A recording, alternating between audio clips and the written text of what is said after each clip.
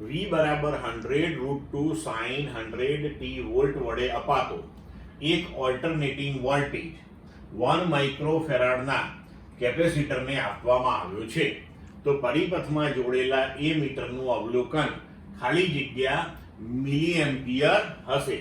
વિકલ્પ આપ્યા છે A 80, B 20, C 40 અને D 10.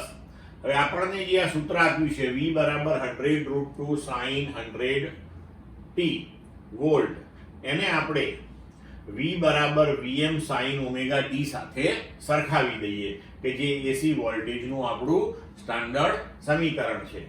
તો એના ઉપરથી આપણે લખી શકીએ કે Vm મહત્તમ વોલ્ટેજ 100√2 વોલ્ટ અને ઓમેગા બરાબર 100 રેડિયન પર સેકન્ડ. કેપેસિટન્સનું મૂલ્ય તમને આપ્યું છે 1 માઇક્રોફેરાડ.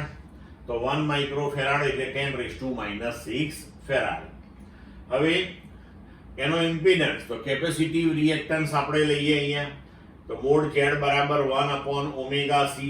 તો 1/ω અને C નું મૂલ્ય તો એ થઈ ગયો 10⁴ ઓહ્મ.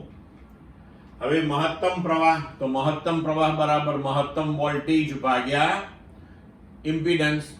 તો Im બરાબર Vm બાય મોડ Z.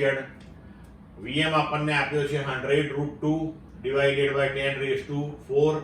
તો અહીંયા આપણને મળશે 10⁻² ઇન્ટુ √2a. પણ હવે પરિપથમાં જોડેલા એ મીટરનું અવલોકન લેવાનું છે. અને એ મીટર હંમેશા કયો પ્રવાહ માપે? તો એ મીટર હંમેશા RMS પ્રવાહ માપે.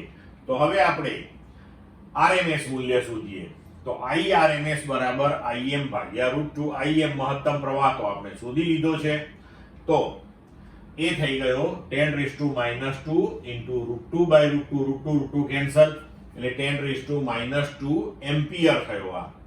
તો એને આપણે મિલી એમ્પિયરમાં લખવાનો છે.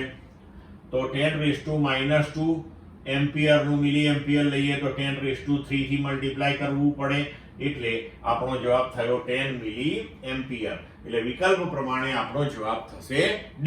ક્લિયર મિત્રો?